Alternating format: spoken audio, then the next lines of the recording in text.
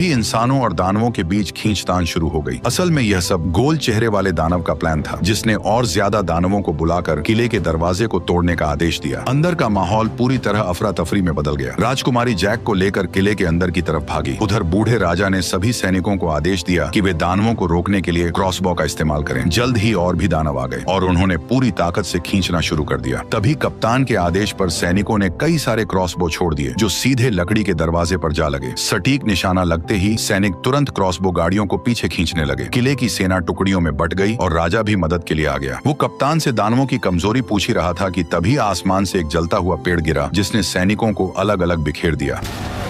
अगले ही पल कई सारे जलते हुए पेड़ सैनिकों के ऊपर गिरने लगे, जिससे उनकी पकड़ ढीली होने लगी। ऐसा लग रहा था जैसे दरवाजा जल्द ही टूट जाएगा। तभी राजकुमारी जैक को लेकर किले के अंदर पहुंची, लेकिन अचानक एक भारी दहाड़ और जमीन में उठती दरारों ने उनका ध्यान खींच लिया। डर के मारे दोनों पीछे हट गए और कुछ पत्थर ऊपर की ओर उड़ने लगे। नीचे से अचानक दो विशाल हाथ बाहर निकले। ये वही दो सिर वाला दानव था जो पहले आग में गिरने के बावजूद बच गया था, क्योंकि पानी के नीचे होने की वजह से आग उसका कुछ नहीं बिगाड़ पाई और वह सीवर के रास्ते से चुपचाप किले के अंदर तक घुस आया। अचानक उसे राजकुमारी की शाही गंध महसूस हुई। जैक ने डरते हुए कंबल खोला और देखा कि दानव की अभी तक उन पर नजर नहीं पड़ी है। लेकिन तभी गुस्से में दानव ने पास रखा शीशा तोड़ दिया। घबराहट में कंबल में छिपे दोनों लोग कांपने लगे, लेकिन दानव ने सीधे ऊपर से उन्हें देख लिया। जैक पूरी ताकत लगाकर तुरंत राजकुमारी को पकड़कर भागा, लेकिन दानव लगातार उनका पीछा करने लगा। कोई रास्ता न होने की वजह से दोनों मजबूरी में दूसरी मंजिल की ओर भागे। वे कदमों को रोकने की हिम्मत भी नहीं कर रहे थे, लेकिन अचानक एक हाथ साइड से बाहर निकला और राजकुमारी को पकड़ लिया। जैक ने पास में रखी कुल्हाड़ी उठाई और बिना देर किए सीधे उस पर हमला कर दिया, लेकिन दानव ने दूसरे हाथ से उसे पकड़ लिया। छोटा सिर जैक का मजाक उड़ाने लगा। तभी जैक ने गुस्से में सीधे कुल्हाड़ी मारकर उसका हेलमेट तोड़ दिया। गुस्से में दानव ने अपना बड़ा मुंह खोल लिया। तभी जैक ने लॉकेट में छिपा हुआ जादुई बीज निकाला और सीधे उसके मुंह में फेंक दिया। जादुई बीज सीधे उसके पेट में चला गया, जिससे दो सिर वाले दानव को अचानक कुछ गड़बड़ महसूस हुई और उसने तुरंत दोनों को जमीन पर पटक दिया। तभी अचानक एक बेल उसके शरीर से बाहर आई और दोनों डर के मारे पीछे हट गए। अचानक कई सारी बेलें पूरी रफ्तार से उसके शरीर को चीरते हुए बाहर निकल आई, जिससे हॉल पूरी तरह से तबाह हो गया। अचानक राजा का मुकुट पहना हुआ हाथ भी जैक के पास गिर गया। उधर बाहरी सैनिक अभी भी दानवों को रोकने में लगे हुए थे, लेकिन गोल मुंह वाले